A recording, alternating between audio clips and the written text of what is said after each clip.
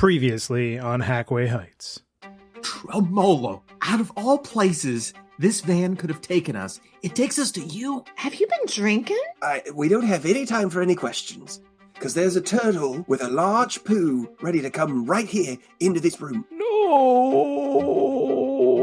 What I need the two of you to understand is I've worked very hard today. Tremolo, can't you see? If we wait until tomorrow, something bad is going to happen. This is a path that we've been set on. Tremolo, I need you to tell the truth. What is it you're not telling us?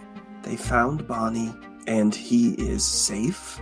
Anita has him at the ranch with her. She made it her mission to make sure that she had control over him. I'm trapped in this scenario. Where's the pathway to me being happy? We had a real bad day, Nezzy. Focus all of this emotion towards executing our plan to the best that we absolutely can. And now the weather. Linda, are we going to be expecting any more eggs out of the sky today? I sure hope not. Turn that shit off.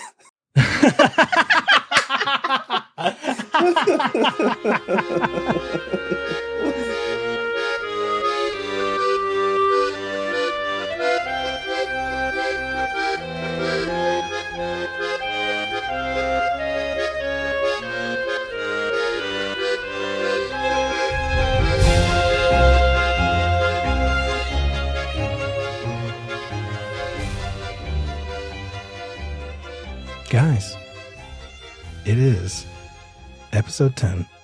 I'm really excited to see how this is going to go. Because I'm in the back seat of the convertible right now. As a game master facilitator, I've put all the pieces that I need to put out there. And now I'm watching you all knock down the dominoes. And I'm very excited to just go, what do you want to do now? And you all just tell me whatever madcap idea that you've come up with. And I've heard some of them already. And I bet none of them are going to be the ones you end up doing. That's the way it goes. I like that image, though. I feel like you drove us to a certain point, and then now you just shimmied to the back seat, but all three of us are looking at the wheel right now like, what who's going to take it? What are we doing? We're all sitting in the back together. We're flying. We're all sitting in the back together, this Thelma and Louise adventure that we've created. Oh, and we're heading straight towards the cliff. Somebody puts a toe up every once in a while to shift it. Yeah. I can get back in between the lines, maybe. Maybe. Hey, you want to go up there and drive that? Well, the best I can do is put my toe on the steering wheel right now. So, the three of you leave Dynamic Industries because it was quitting time and it was time to get out of that setting. I think we exhausted it pretty good. Made your way short trip back to Vexenhall Manor, where Finney is cooking you all up some potatoes and sausage in a skillet. Ooh. How was our man's first day of work? Oh, very eventful. I got a lot done, that's for sure. I'm so proud of you. Oh, thank you, Finney. I always wanted to cook for somebody who was coming back from their job. Well, I must say it is very satisfying to walk in the door after a long, hard day's work to the smell of beautiful food cooking in the kitchen. I mean, that's why I came right in. He's like spooning the stuff on two plates around the table. I'll have to go downstairs to the basement and give Master his portion. He likes to work and eat at the same time. That seems unsanitary. Nobody asked you. Thank you, Finney. Yes. Enjoy dinner. Should we wait to eat with you? Or would you like us to go ahead and... No, that's fine. You have your dinner together with you and your friends. Well, we consider you a friend as well. And I you. Feel free to talk amongst yourselves without worry of anyone listening. In secret, and Tremolo does his wink with his glass eye. Like, no real wink. In secret, right? The fabric around his eye. Yes. I can tell you're trying to wink. But your weird puppet eyes will not allow you. I'll be downstairs. If you don't see me for a while, it's not because I'm hiding behind that wall. And he exits. You hear his footsteps, the creaking of the floorboards, and then the closing of the basement door. Tremolo throws food in his mouth. I pat Nezzy on the back and kind of like rub his shoulders and say, you gotta eat something so that we can do what we gotta do, okay? Nezzy's just kind of pushing his potatoes around on his plate. Don't play with your food, Nezzy. Eat your food, Nezzy. How am I supposed to eat? I don't even know if my boy had a meal tonight. I don't know if he's safe. I know he did. Anita wouldn't do that, okay? I've never even met the lady. All I know is that she thinks I'm a terrible father when she's a murderer. She killed someone right in front of you. How is she ever even more fit to care for my son than I am? She thinks I'm not worthy to care for him. She's the one that cares for the youth. As far as I know, she's one of the worst people that in this damn city. She's a real hypocrite, that's for sure. But she has a line, and Barney is on the safe side of that line, okay? Yes, So, she takes very good care of those horses. As he throws more food in his mouth. I think she's a very caring person, though she has a very harsh side. Very caring person. A very caring person. I have no assurances. We're supposed to be doing this woman a favor, taking out her biggest rival, and I don't even have any assurances that I'm going to be able to live the life I want at the end of this. How am I supposed to do this? How am I supposed to do this when Barney's... look, I gotta see her face to face, and I gotta know my boy's safe, and I gotta know I got a life after this. I have to know. All I can say is, she's simply waiting for us to finish doing what we said we would do, and then we will be in her good favor. You can sit down and maybe keep your tattoos covered and have a conversation with her about the future. For you and Bonnie. After the fact, after you made the plans of that we're taking out Dick, you told me to leave because she wanted me. You have deals with Anita. I don't have anything. I just knew that she was going to try and get you to tell her where Barney was, that's all. And I knew that you didn't want her near Barney, and I know that I don't want her near Barney. Like I said, he's not going to be hurt. He's going to be fed. He's not going to be killed. He's just probably not going to be happy. I believe she has good intentions, but they are being put to ill use. So if we really wanted to remedy that, I feel like we would have to take steps to prove that to her. But we also have to take steps to prove who you really are, Nezzy. And right now, I don't know how you're supposed to do that. Why am I the one that's supposed to prove myself to her? Because of your past, Nezzy. What about her past?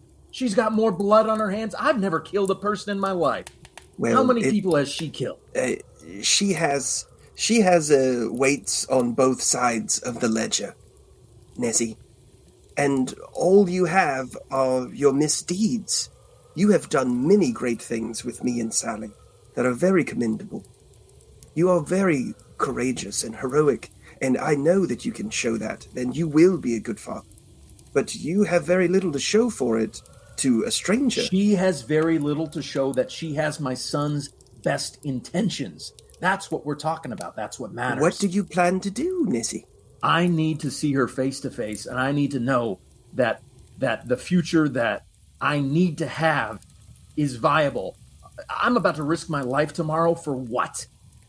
I need to know my name will be cleared from all of this malarkey that's on the radio, and I need to know that I have a life with Barney.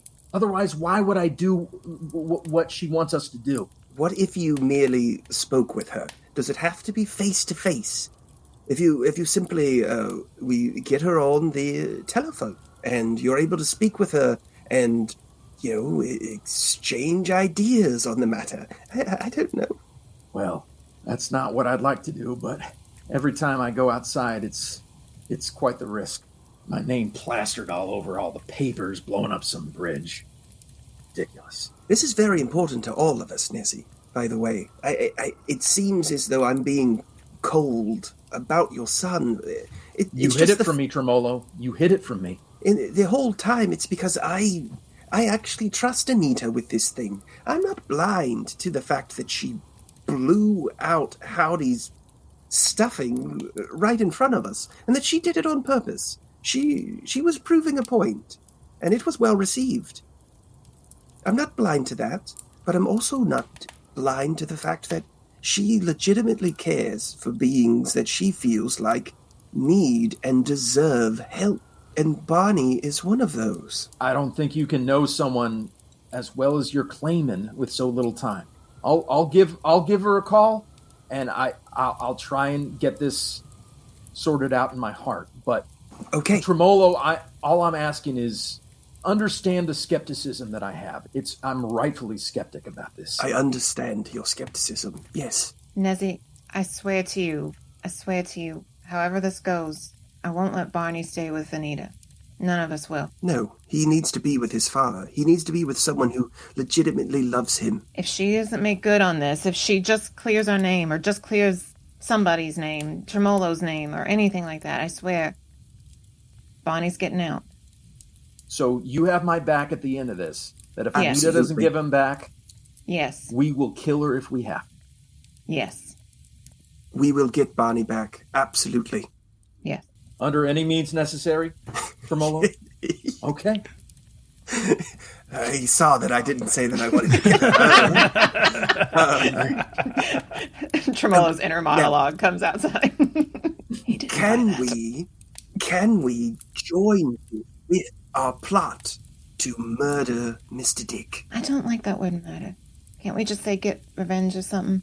To splode Mr. Dick. I like that better. Okay, so there very well may be a phone here that we could use in this estate. But do we see a phone in the room here? As far as the telephone goes, yeah, Vexenhall has a phone. Yes, but do we want to have... we have to go through an operator to be connected. Yeah. And again, I have these punch cards. And I got one for the crazies at the church and one for Indigo Ranch. So we could go to the church crazies now, and once we talk about what we want our plan to be, we could go to the church. You could use a phone there to talk with Anita, and that would be a marker tracing those two together, if we wanted to use them as a scapegoat. Now, this is what I want to be thinking about. I am very worried about Bonnie, but I feel like right now we have to get this plan solid and we have to execute this perfectly. And in doing so, we very well may be able to clear everyone off our backs and be able to go scot-free into the sunset. I do like the idea of not calling Anita from here. I'm fine with calling her from somewhere else. And I do think that we need to plan this out. And I hope, Nezzy, that this proves I am very skeptical of Anita. I'm just not as worried about what she may do to Barney as you are. But I'm also not his father, so that's just putting everything where it lays. I understand that. I may never have been the best father, but no one can ever question my love. And I will not be able to sleep until I know that he's safe. So let's do it. If you think that's the safer way to do it, let's go now, before it gets too much later. Well, how do we want to use the people at the church? Well, we need to know what is going on with the parade, when we want to enter, and how we might want to use them. Because again, Nezzy, you as Nezariah have quite a bit of sway. Yes, they do think that I have a past with Felina, and now you actually do have a present with Felina, so yes, there's certainly a lot of avenues we can manipulate them with to get what we need. So, where do you guys want to go right now? I think we're going to go to the Church of New Modernity. Is that right? All right. Which is still just a hop, skip, and a jump. It's a moving sidewalk away. So we're going to the Church of New Modernity. Yes, and as we travel, I do tell the boys, I'm going to stay a little separate from you all, because you all are a couple as far as they're concerned, and maybe I can just be in the background listening and stuff, okay? But I'm around. Okay. You all leave. It's about 6:30, and you hop on the Travelator It's only a stop away, but I do need you to roll a D6. David, I got you. No, wait. Real quick, before you say that. So we're on the Travelator, and this is the first time that Tremolo is remembering his experience on this very side of the Travelator. Yeah. And he looks around and he goes, "Oh, yes, I quite forgot. I want to apologize to both of you." And he puts his little puppet hands on each of you and says, "I questioned your very sanity. Sallie, for speaking of vampires, and Nezzy for speaking of alien robot creatures. And that was very ignorant of me, because on this very spot," and we're like passing the exact spot that the egg fell, "a ginormous egg fell from the sky, and a rainbow butterfly emerged from it and began to sing and force people to bring it food. I then played my violin, and it scared it away. I meant to try and play a song with it because I thought the song was beautiful, and I thought, well, maybe it will be friendly.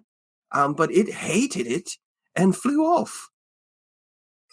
That happened just before I got a fracking job earlier today. That was this morning." I'll tell you what, this is not the Bastionland I grew up in. Something strange has happened in this city that is well beyond the mischief that we've gotten into. Nezzy, did your book talk about what he described? And I mean, that sounds like another alien to me. I have read that little textbook, that history textbook, quite a few times, and there was nothing like that. History textbook is being nice. Graphic novel. Dave, what did you roll? I rolled a 5. Okay, we're all good. You all make it to the Church of Modernity. There is a giant radio spire at the top of this church, and the pathway to it is lit up with these posts that have these large light bulbs on them. You've never seen this many electric bulbs collected together. The church inside is so bright compared to so many other places that are generally lit with oil lamps or candles. You make your way up this path, and you can see that there are people leaving because church is just let out. And so you see a lot of folks filing out. And Nezzy, Tremolo, you can see by the door handing out pamphlets is Aesop, the fellow you all met the other day with the Felina Robertson. Okay, so Nezzy makes sure his hat is straight and, that he's practicing his accent. Okay, all right, great. "Oh, yes, remember, cowboyed up, Nezariah. Yes." You got it, partner. And approaches Aesop, and I'm waving my arms wildly and affectionately as I approach. He sees you, and you see he's got this top hat with a bright bulb. He's got this shining blue coat that has wires sticking out of the back and leading down, almost creating a tail of frayed copper wires behind him. And he says, "Friend, hail, everyone. It is Nezariah." Howdy there, Aesop. Oh, such a good sight for sore eyes, I'll tell you. Nezariah is my friend, and he is friend to Felina Robertson of Dynamic Industries. I have to tell you, Aesop, I delivered your message to Felina myself. And he holds his hand up to your face, and he says, "Here, take these." And he hands off the rest of his pamphlets. And he says, "I'm sorry, friends, I have to go speak with our friend alone. Hopefully I will be able to get him to speak to the entire congregation at next service to tell us what he has learned from Felina Robertson. Come, we have to go inside. I want to hear this by myself. I don't want to share it with these people." And he starts leading you into a side entry. He's passing. There's this woman with brown hair, and she's like, "Aesop, what are you doing? You're supposed to be handing out the pamphlets." He's like, "Enough of that, Winnie. No one asked you. Can't you see where I'm with my friends?" Come. Oh, you found a lady. A new lady companion. No, I'm not there. No, you're not there. Where are you at? I was Just staying behind, so outside. I just really kind of stayed outside. I wanted to go in through the front because he's going through a side door. Is there You're just being real lame. Is that it? a little bit?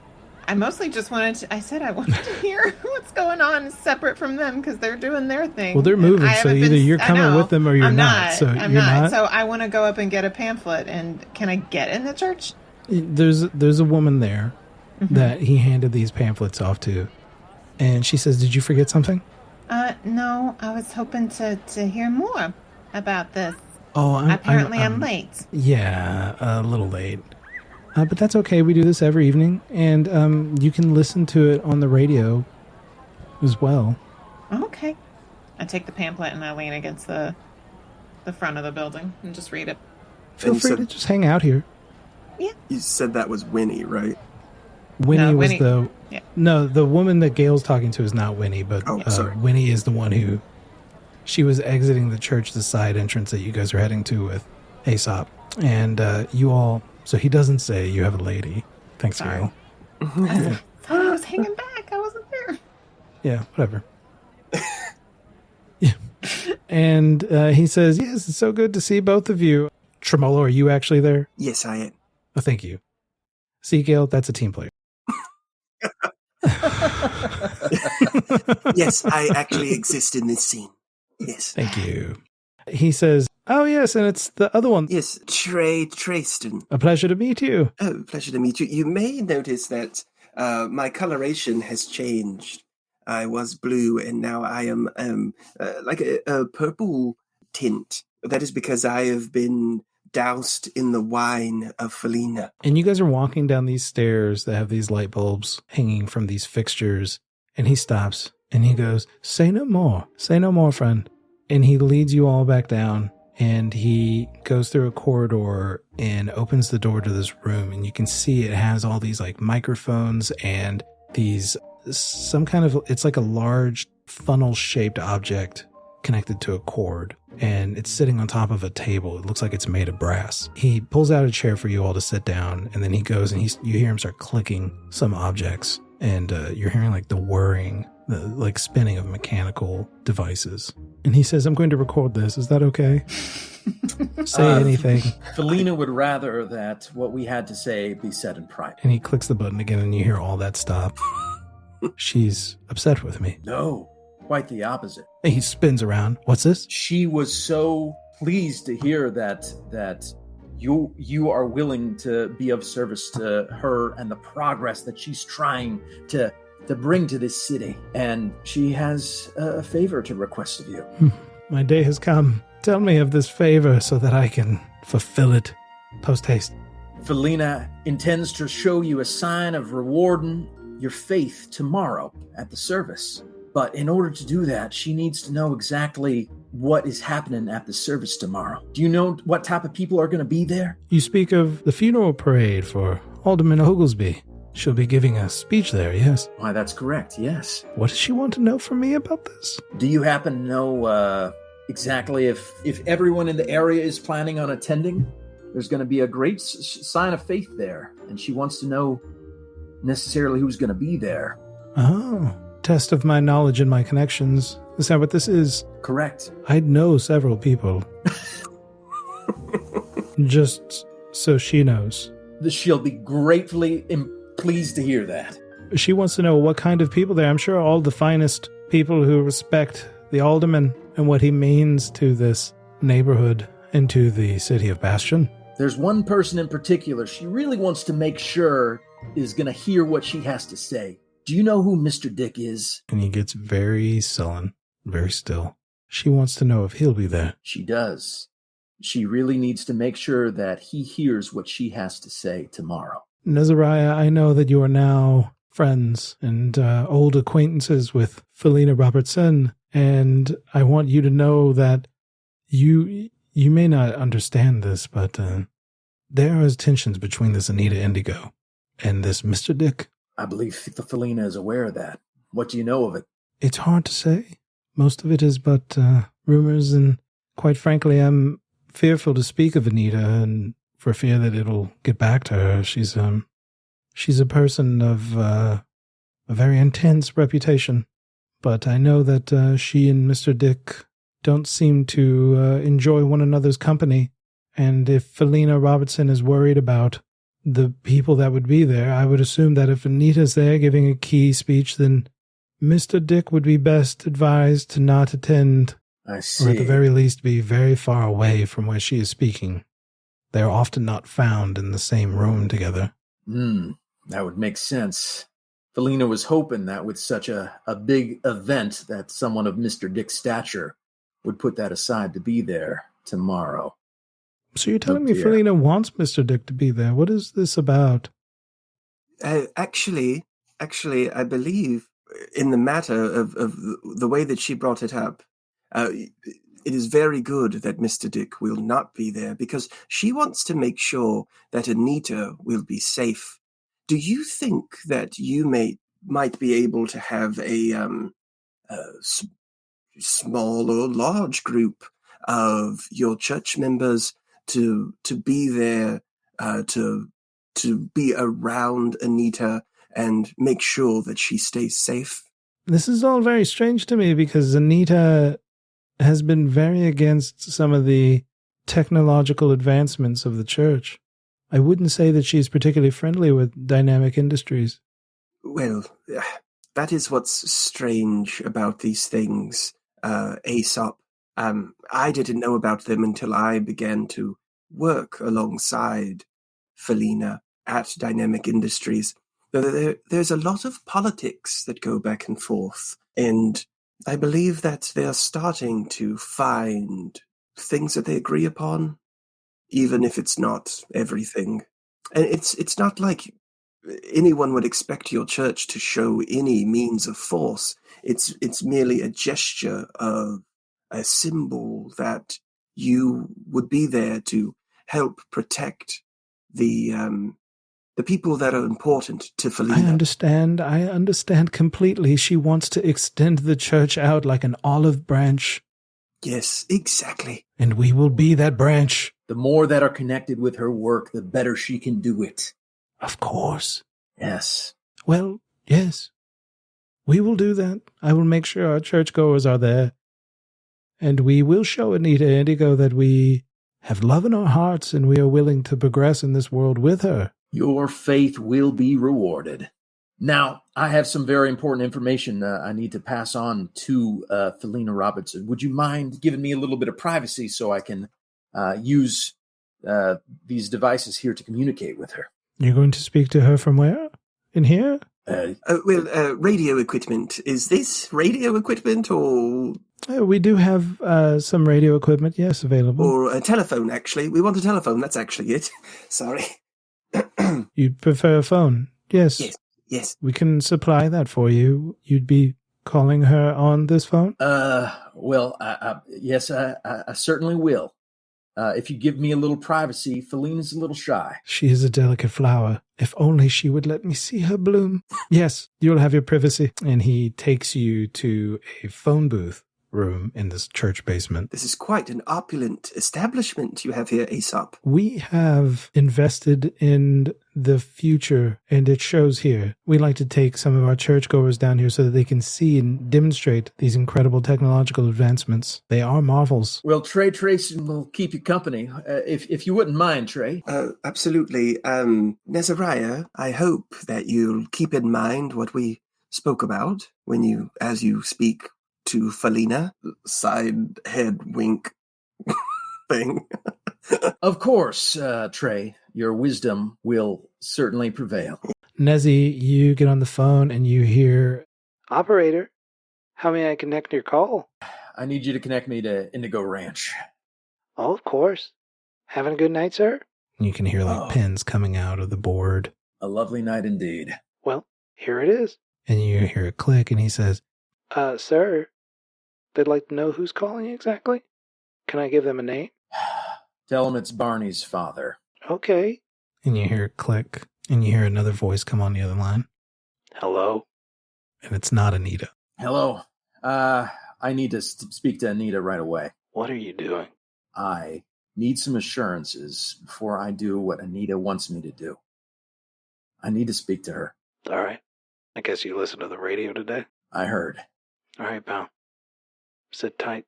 He heard ish. Yeah, this person doesn't need to know that. They don't need to know the details. All you need to know here. No, I'm just remembering that Tremolo only gave you about half the information. That's right, yeah. Very true. All right. I'm kind of excited to see how this conversation's going to go. And you hear like kind of the clang of the phone dropping on the table. And you sit there for a few minutes. Yeah. And then you hear the kind of muffled shuffling of the receiver lifting up again. Yes. I've heard you got my boy.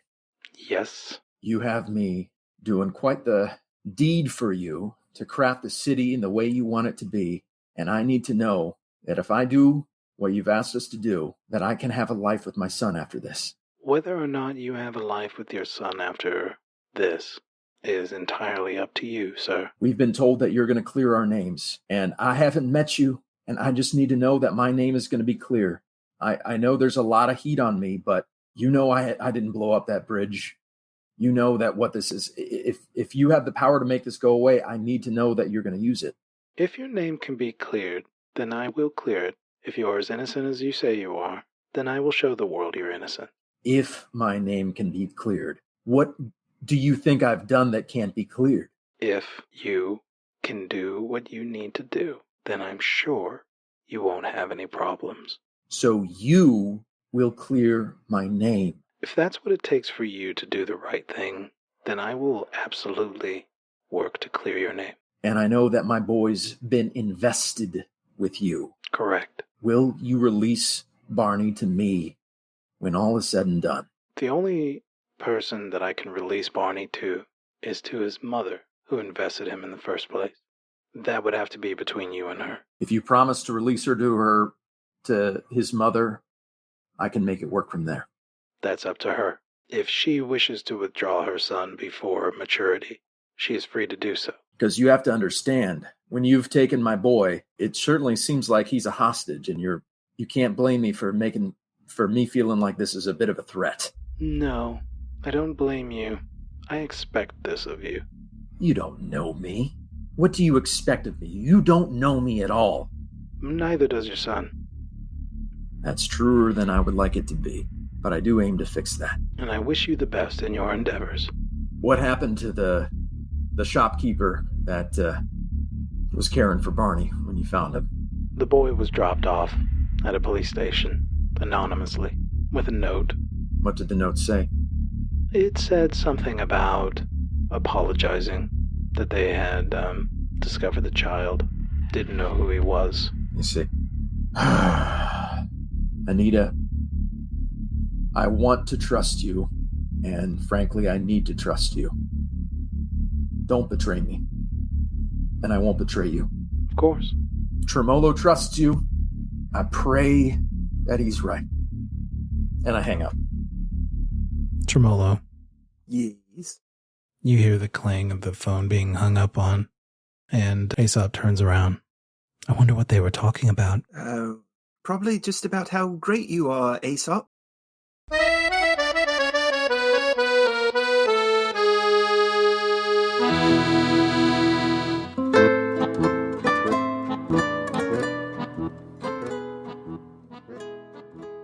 Hey everybody, before we get to the rest of this episode, I just wanted to take a minute to ask for your support.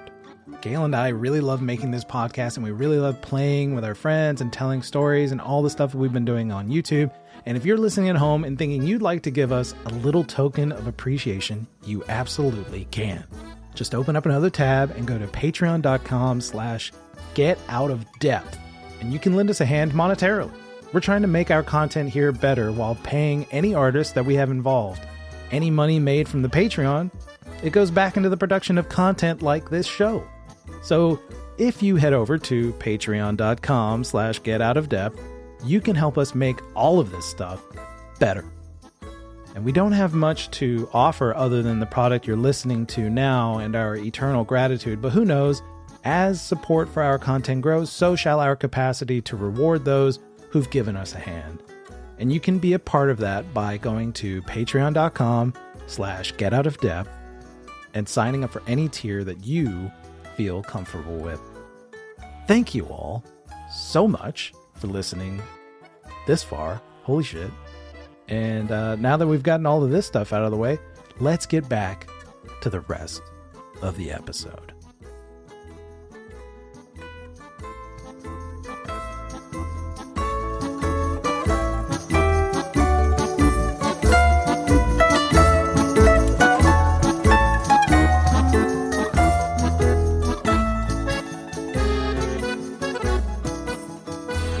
Aesop comes to the phone.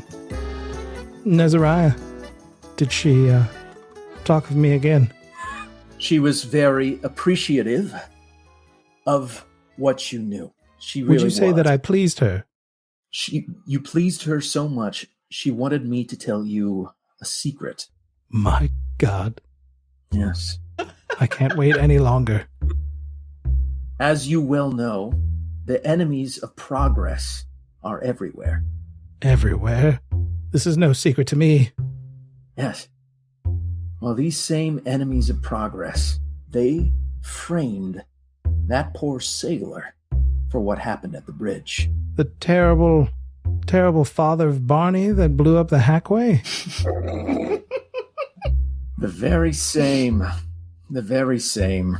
Allegedly terrible father of Barney that allegedly blew up the Hackway. Oh, what was his name? It was Nezzy. Nezzy. Yes. Nezzy.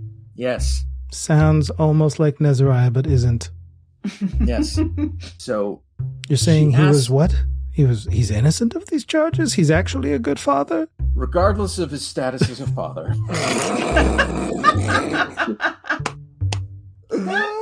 She wanted me to let you know of the misdeeds of the enemies of progress. And she asked me to give you something. And I pull out the comic book. She wanted you to have this. Just know to look for the clues for truth in this. This is a pulp magazine of stories? Yes. She said that someone like you will understand what it means. Of course, yes. The truth is in here. Of course, yes, I'll see the truth. So you've told me, just so I have all of this together, because it's been a very confusing conversation for, I think, all of us. You're telling me that the Nezzy that kidnapped his son is not a bad guy, and that the truth is in this magazine? I'm telling you that the story that this man blew up the bridge is false.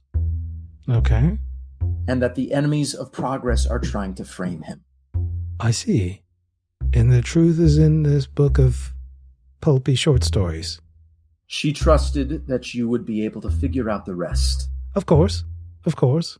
Could you please roll a charisma check to see how effective you are at convincing this guy of any of this?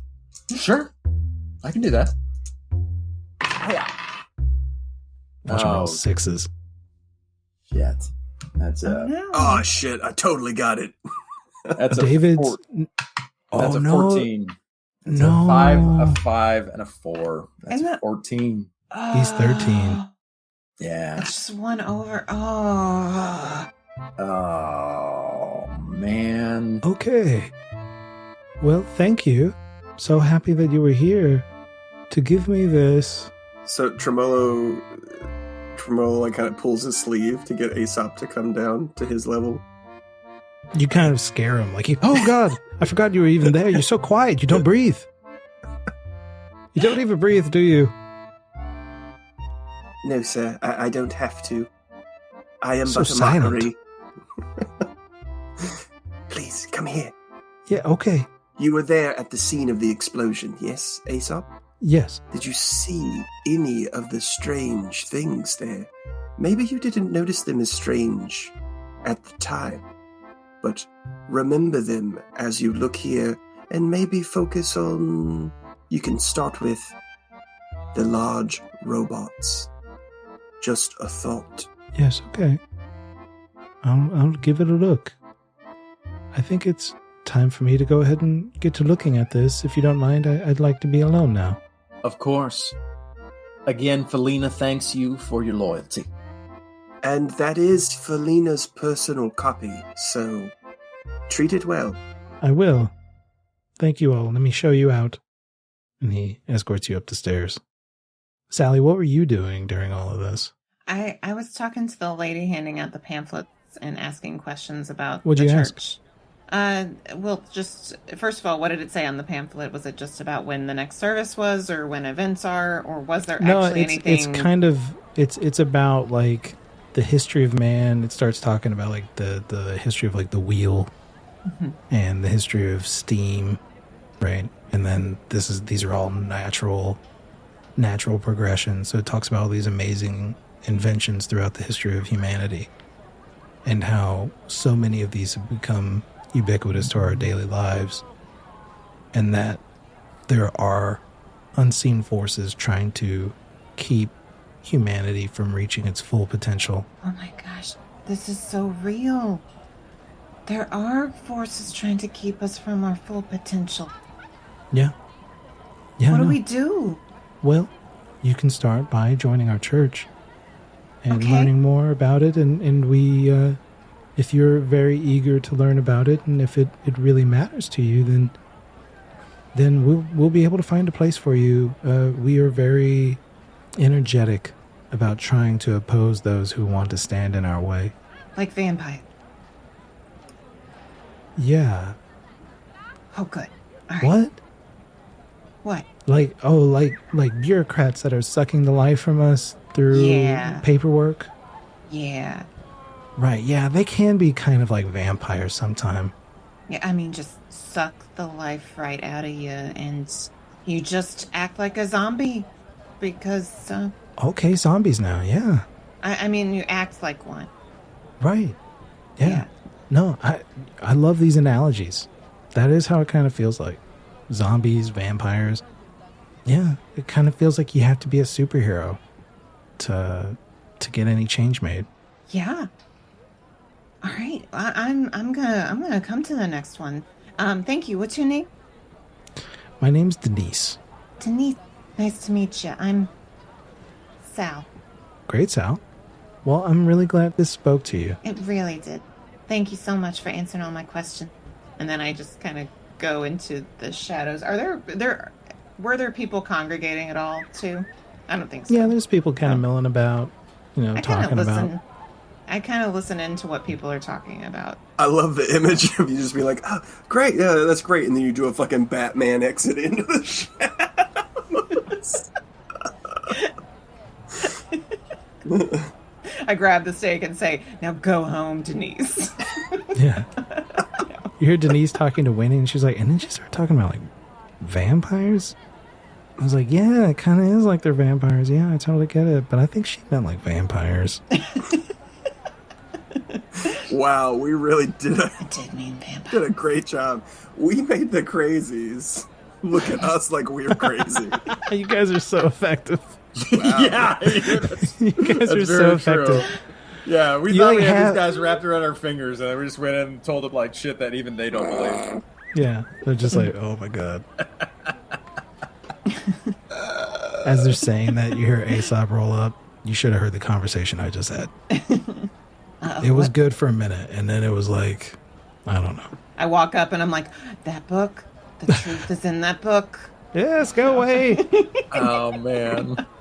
Denise is like, oh no, it's the vampire lady again.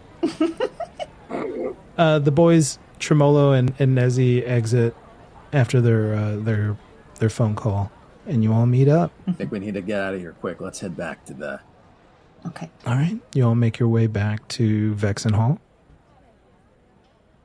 So on the way while we're strolling, you guys don't have to worry We're about not repeating. strolling.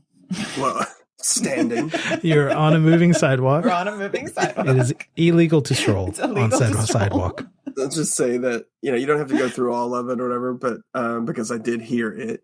But Tremolo asks about how you guys got to Mr. Dix through the tunnel that you guys went through. Yeah, and yeah, we'll share. You all guys that explained the information. whole shit that can be seen in that can be listened to in episode 8. If anybody wants to go, if anybody's just like starting with episode 10, go back to episode 1 and It's only Or at least 12 8. episodes. Or at least 8. But if you're like, no, I want to start here, Yeah. you can listen to an episode 8. But yeah, we'll tell you, weird gravity, things aren't where they should Spiders be. things. It's weird Prick stuff. is gone. Prick Yeah. is gone. Prick. Yeah, that's mostly Robots. what Nessie talks about. Yeah. Prick. Camera robots, yeah. It's always something with Nezzy. Yeah. My son, my sea urchin. Yeah, he's an emotional guy and, really is not great at caring for the things he loves. That does make me think of another question then. And we didn't really talk about it at the time, when you guys were in the truck, were either one of you able to see like exits? Because you're in the tunnel. That's a good question, did we? Sallie did not, because she was under the truck. I thought What? Don't do that. I was in the back looking out the back. But you did pass by like different buildings, different garages for different buildings, like receiving. You also saw this place. You also saw what appeared to be a restaurant. We passed by just what looked like the back delivery area for a restaurant. No. It was like a glass window, and it looked like an Italian restaurant. Oh, it was an Italian restaurant that was underground, down pit, in the tunnel. like 4 people in the pit. Yeah, it was down in the pit. It was. It looked like it had the red and white checkers, and yeah, it's kind of a little cliched kind of Italian restaurant down there. So Italy is now canon within Bastionland. It's important to know. Look, I'm kidding. I'm really wondering if there's any more of the weird moments when they're coming out of the tunnel. Just like when they came from that doorway into the tunnel, is there weird gravity shifts and stuff? no, nothing that stood out other than the fact that they walked a short distance and were already at Mr. Dick's. And then the truck ride was actually a very short truck ride. Right. And they were so even the truck ride was peculiarly, that's not a word. It shouldn't be. Fuck that word. It was a strange distance was covered. But there wasn't a visible thing in the tunnel, like the visible thing that they saw before. Like a weird door or hole. No, they didn't see anything. Just like a that. shift in reality of some way. No. Because I was thinking that might be what does it, but So there's no one on this walkway with us, right? We're alone. Maybe Let's wait. Yeah, let's wait to talk until we get back. You make your way back to Vexen Hall, the place where you can talk without Jae pulling some shit on you and saying there's an NPC standing right next to you. Finny listens. What? Yeah. Speaking of which, I want to go straight for that wall. Yeah. And see if I can figure out if there is a way to hide in it. Then we're done for already. You guys make your way back to Vexen Hall. What would you guys like to talk about? All right. Well, tomorrow's the day. We need to figure out what the plan is. How are we going to kill Mr. Dick? Now, certainly what we learned is it doesn't seem like Mr. Dick is going to be at the ceremony. It seems like there's no guarantee that he might just be at Skirts and Furs for the day. Well, we can stake out the place. We could stake out the place, see if he goes out for lunch or something like that. And if he does, then we could, go in and kind of clear things out a bit. Or we could go real early before he even gets there. I mean, I don't remember him being a real early riser, but he doesn't really sleep either. So I don't know what his habits are these days. I could. Now I look like a different lizard. I could put on a costume as well and go in through the dressing room and try the secret door and see where it goes. I certainly think whatever we do, we should do together. We shouldn't be splitting up within Skirts and Furs. That doesn't seem... through a secret door. If I'm going in and I'm shopping, and then I just peek in the secret door. I don't think the three of us in a dressing room together would quite look... We could be right outside the door, right outside the store, in case anything goes wrong. But I'm not sure how you... let us know that you needed help. If we already know a way in the back, why wouldn't we come in and out the back instead of going through an unknown territory when we know that there is like posted guards and stuff, or from what we've been aware of Skirts and Furs? Well, it's the fact that it's a business, so people go in and out all the time. So if we go in costume, and especially now that Tremolo doesn't look the way that he's supposed to look, put a costume on him as well, then he goes in, acts like he's shopping, goes into that dressing room, and checks out this secret door that no one's supposed to know about. You know, it's some sort of a secret entrance. So I may be wrong, but I'm not thinking of it as a front entrance, because we know that there's the front entrance that has guards in front of it that we're not touching. This is a side secret entrance. Lord knows where it goes. Tremolo isn't somebody that wants to go in guns blazing. He wants to find a vent and drop bombs down the vent and it go right into Mr. Dick's office. That's the thought that's been in his head the whole time. That may not happen in any way, shape, or form. But, like, I'd rather, like, know that. Because even if we're coming in the back door, that's still a well-trafficked area where it's a shipping. So all the reconnaissance we've been doing with the it's not a secret. That's where we're thinking of exiting. We had been talking about it. So exit or entrance, but we just don't know. I think what Nathan's getting at is that he just wants to at least know what that is, what that option in the dressing room.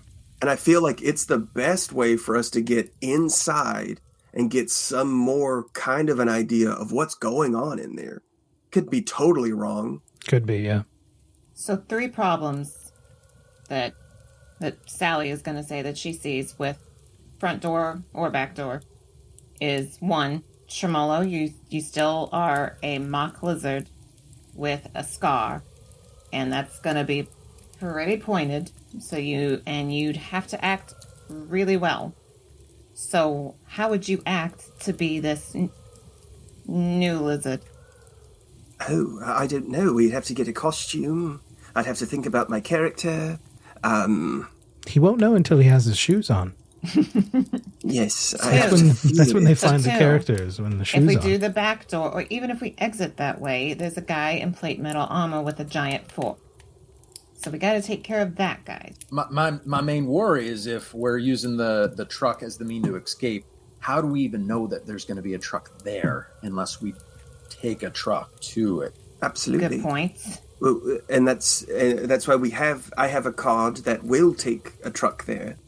So we can ride the truck there if we want to. No, I just want to make sure we have our getaway ready. If we're going in the front and we're exiting, you know, we sure well better plan how we're getting out. Yes, it is an option, and I believe that once that truck is there, we could take that card and use that same card again and send another truck, and send another, and send another, and send another. So we can send as many trucks as we want to Mr. Dick's. What device do you put the card in to summon the truck where you want it to go? It's there at the control terminal that I pointed out when we were at Dynamic Industries, where Obo, the mock turtle, works that station. I was greasing the wheel there so that he might help us, but I think that may be far gone now. Well, you're Felina's assistant. Can't you just say, hey, this has to go at this time? I guess so. I was hoping to... Anything that might seem odd, I was hoping I could not have to worry about it, but now we may have to worry about how... Does he seem like a real smart guy that will figure that out? He's not the smartest guy, but he knows his job very well, and he knows when he's being asked to do something that's not quite up to code. So either we have to not have you around because you'll have to be back at headquarters doing this, or we'll have to really lean on Obo and perfect timing, right? Or we know that everything closes up at 5 if we have another person there, a true friend, to run that station. That is another possibility. Who's the true friend? We have several friends, right? Don't we? Please, God, tell me you have friends. We said we have other friends. Well, most of mine are in prison, so... Shira's pretty up for anything. Rat so far. She's pretty nice. Rat-Tat and Shira are pretty game. Yeah. Yes, they're pretty cool guys, folk. But it's an option. Okay. But yes, and then after that, I have punch cards to send those trucks to the church or the Indigo Ranch. We can use both of them, send multiple cars in those directions. We could actually use one if we want, or it sounds like we may be able to send those in the opposite directions and walk through your doorway that's just across the way that no one would be suspecting. And that's true, and that's an option. And so then we need to have something to get over the gap. You have traversed this. I have no idea. It's 5 feet wide? Is that right?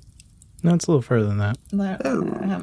I could how be wide? thrown over, so I'm good. If we're leaving through there, I mean, we could just escape through Dynamic Industries, too. The reason I'm speaking about it this way is if we do it the right way, if we do this just right, we may be able to not leave much of a trace of ourselves, and everyone would be looking at the church and at Indigo Ranch. And we've already connected them with a phone call. And we would be scot-free. It sounds like the first step of our plan is doing reconnaissance from the front entrance and then recruiting someone to potentially operate the trucks for the exit. Are those kind of a couple of the main steps that we're talking about? But first things first is disguises before we can go into the front. Finney says, I have disguises. Finny! Have you ever wanted to go into Dick's Skirtson first? I hadn't ever thought of it. You mean the place where you're going to kill that guy? Not quite, but yeah. Would you want me to be the one that looks into the dressing room? Yeah? Yes, you really hear a lot, don't you? The walls are thin. Can I ask you a question, Finny? You knowing what we're up against, having heard all of our private discussions here throughout the house, and you also knowing what do you call him master? Yes. Or employer? Master, okay. He is my master, yes. Yes, and so the workings of your master, the things that he does, do you think that these two could intermingle at any point, that there might be some mutual benefit? Because we really have no idea what he does. And we're not really asking unless you think that it would be appropriate, that we would be able to help each other out. No, I don't think that he would like to be involved with your crimes. Okay, that is very clear. My master has a lot on his plate. It's okay. We really don't want to be involved with his stuff either at this point. We also have enough on our plate, as you've heard. So, we get it. Would he be interested in the body of a mock shark? Of course. Yes, okay. And what? I mean, no, but yeah. Well, maybe if you might ask him if we were to deliver that, what he might be able to do to help us in return. I could talk to him about it. If you're going to donate a body of a mock shark. Yes, and it's quite huge. Of course. Yeah. We have no idea what kind of shape it may be in when we bring it to you, though. We will say this. I need it to be in impeccable shape.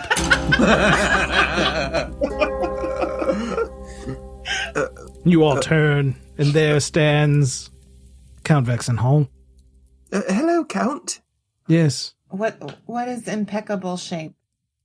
I mean, like poison, that does some damage, right? But that seems like they're whole. The body parts must be usable. Usable. I don't need him in tatters. I don't need his stuffing all over the place. I need him intact. Yes, I really don't think this is going to work out then. 'Cause I hear that. Well, if we figure out a way to keep him whole, we will let you know. Right.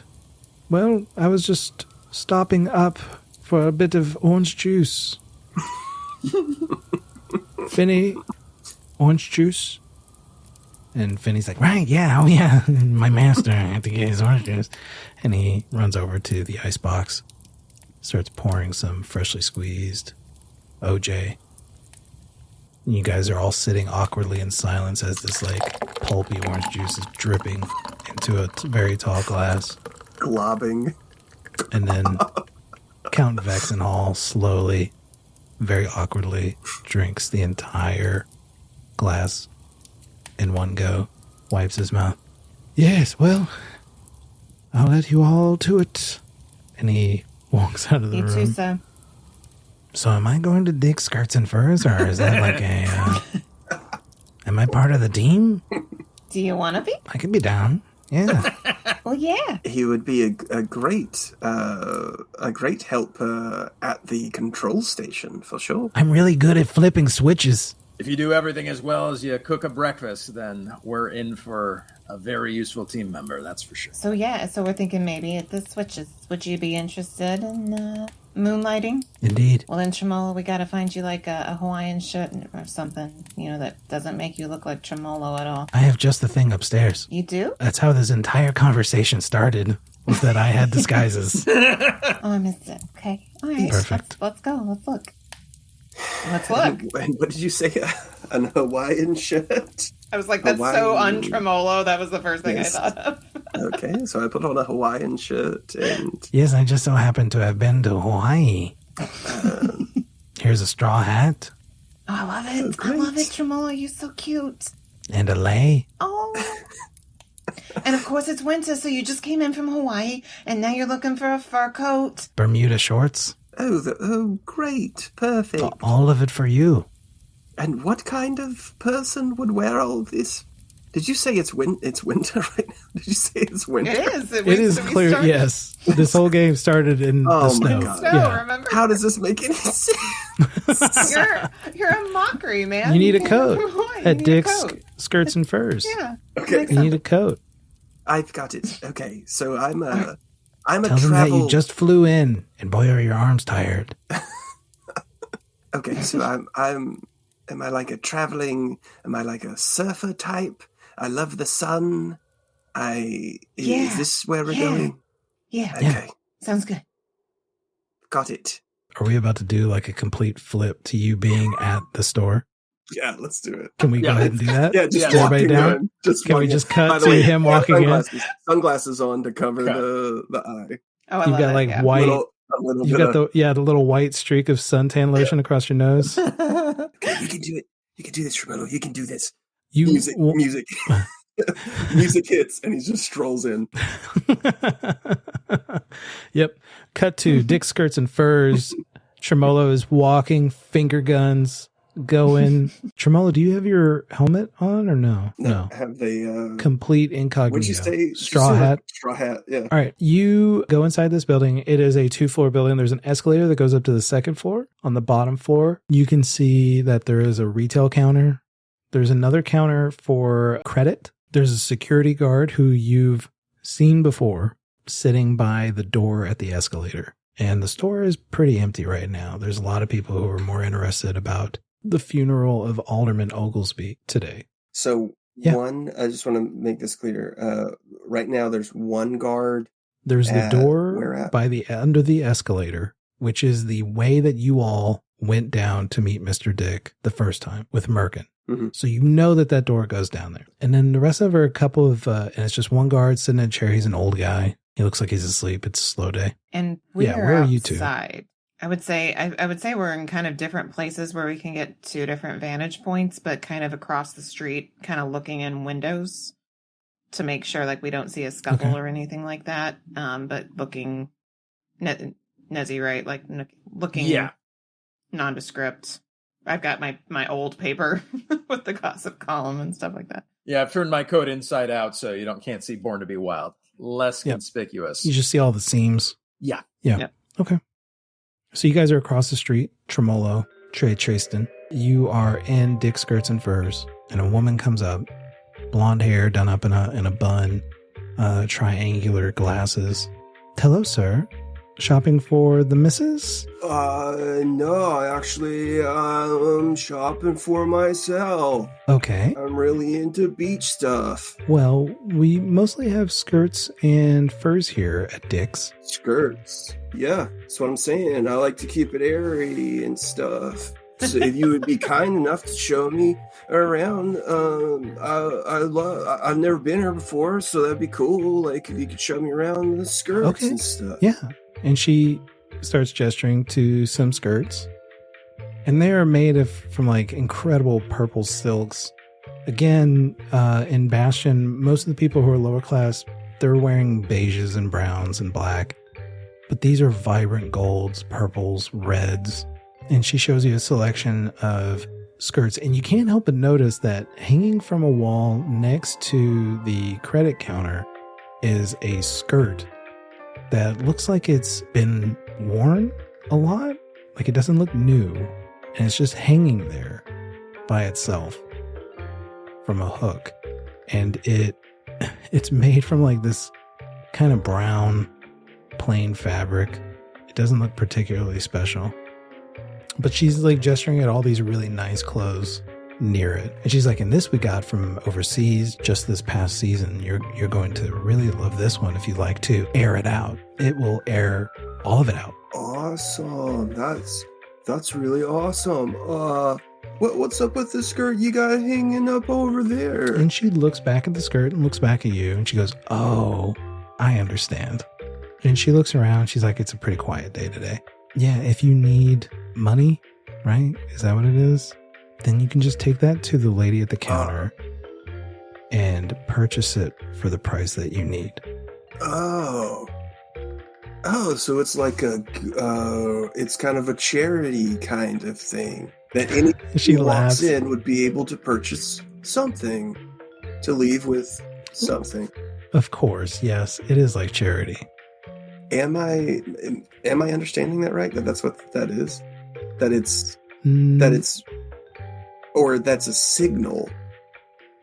There's something here. There's something. Right. He is a loan shark. Oh, right. So that's the signal for I need money, and yeah, okay, and let's make an arrangement to get some money. Oh, that's what. Okay. I was seriously like, you're saying that he's nice enough that it's like, hey, you can't afford anything else. Here's a big shitty skirt up here. Anyone can afford it. Here's this reused skirt. Saying, pay what you can. No. That's funny. Yeah. Okay. Well, that's a great. He's just going to lean into that harder. That's a great. She's like this. She seems so comfortable now with you. She's like, this makes total sense now. Yeah. Like this guy's desperate for money. Cool. Well, actually, I would like to, and I pull out of my. What'd you say? I have cargo shorts. What'd you call them? Yeah, Bermuda shorts. Yeah. I pull out a wad of cash that I got from Sallie. Yep. And like, okay. Actually, no, I'm really here to buy some skirts. I know it might sound strange, but like, when you become one with the waves, and like, this actually is something for Tremolo a little bit. You know, he's lived on a ship for a long time. He does have a connection with the water. So there's a little bit of honesty there. When you like become one with the waves, you find like your own rhythm in life. And you just want to kind of be free, you know, and just be one with the water. And you can't keep your junk all tight in some pants, you know? So I'd like some skirts with like some cool print on it, you know? You got some flower print, anything like that? That'd be awesome. She finds you a skirt with like red and white flowers, petals all over it. Yeah, that was cool. Can I have like 5 more, please? I want options. Again, these skirts are $600 each. Yeah, that's cool. So I think I'll probably get about 4, but I want to look at options. I'd like to have like 6 different ones to look at. Please, Okay. if you don't mind, that would be great. And so she pulls 6 different skirts of varying print and beauty. Awesome. And which direction's the dressing room at?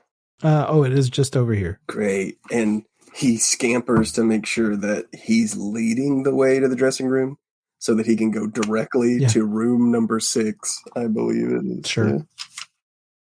You go to the dressing room, and as soon as you step in, there is a guy sitting on the inside of the dressing room, back up against the wall. And to his right, just past him, is dressing room number 6. And it has a sign on it that says out of order. So I go to dressing room number 5 beside it. Okay. Yeah. Right next door. Cool. He kind of gives you a nod, hey, buddy. And you enter dressing room number 5. So Is this like the dressing rooms where there's like a big, huge 2-foot gap underneath? Or yeah, that's what I was hoping. I'm guessing she's bringing stuff in and she's going to like hang it up places, right? Yeah. So she does that, and then is there a hanger on the door? Yeah. Okay. So then I move the longest one that I can on the door, and I like move the skirt or whatever so that it's hanging down as low as possible, so that it's covering the gap in the door. Okay. Yeah. And then he gets down and he looks to. Is there an opening there that I could move into the next stall? Yeah. Okay. And there's nobody in there I can see from underneath it? Right. There's nobody in there, no. Okay. So he scurries over there and, well, he leaves his hat so he doesn't have to worry about that. And then scurries in there and goes right for the mirror, right? It was a secret door. All I know is a secret door. So when you get into this room, what you see is you can see a plain wall, and you can actually see a line of separation in the wall where it creates a rectangular frame. And next to this kind of window, there is a string running through a hole and a little sign that says "Ring me." Fuck.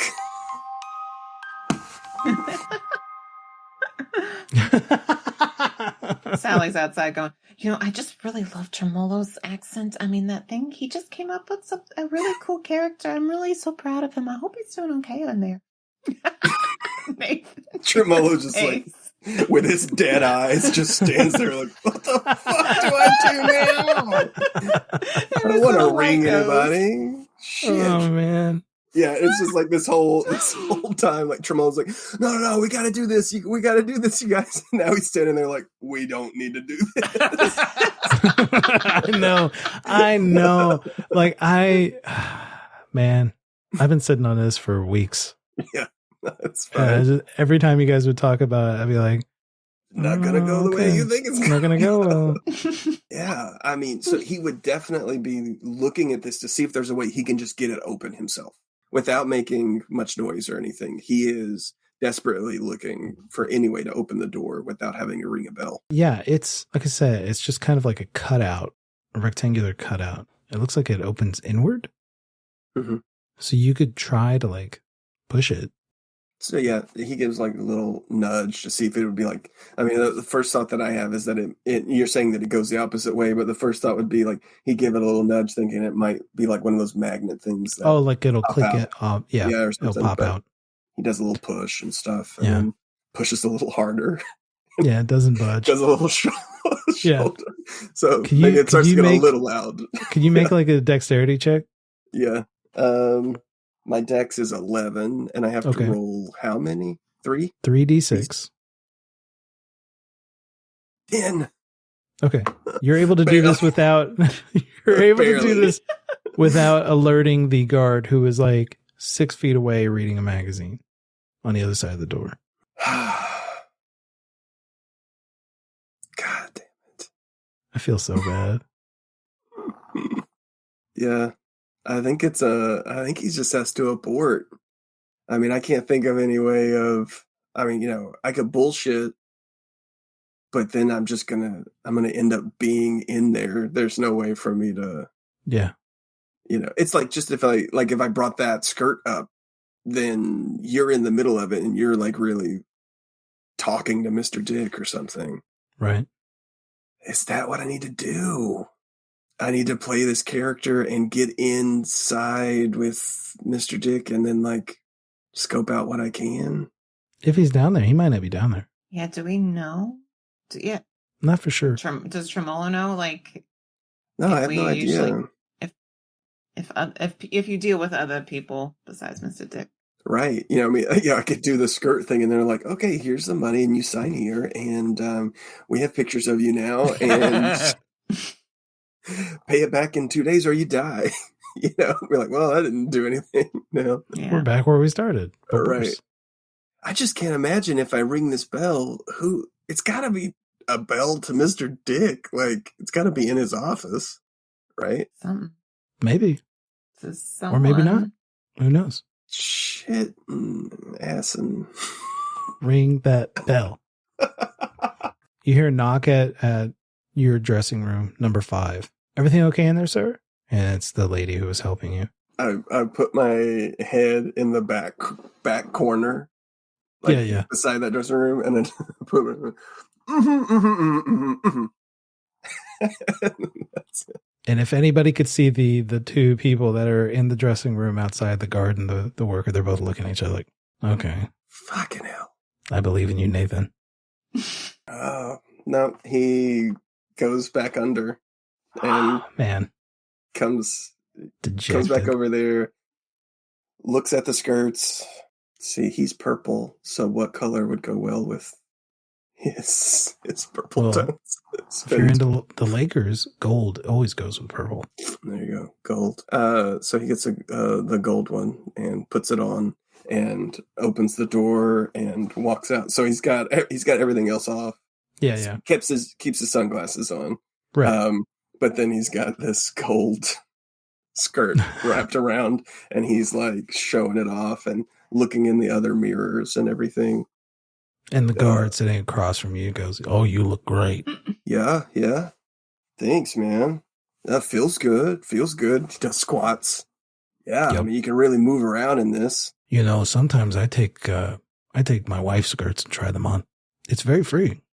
Yeah, that's cool, man. Yeah, I really feel like, we should all just feel like we could wear whatever we want to wear, whatever we're comfortable in, I kind of feel the same way, I feel so much more free. I said, why do women have these? Why didn't men have these first? Yeah, and I think that we have, I mean, if you think way back, guys used to wear skirts too. It was just seen as, something that everybody wore until pants were invented, man. Yeah. I'll be honest, I was a little uncomfortable at first. And I felt people like looking at me and stuff. But when you start to own it yourself, then people don't care anymore. They just look at you and say, right on. Right on. You know what? I think you're right. I'm going to start owning it. Yeah. He comes in and does one of these.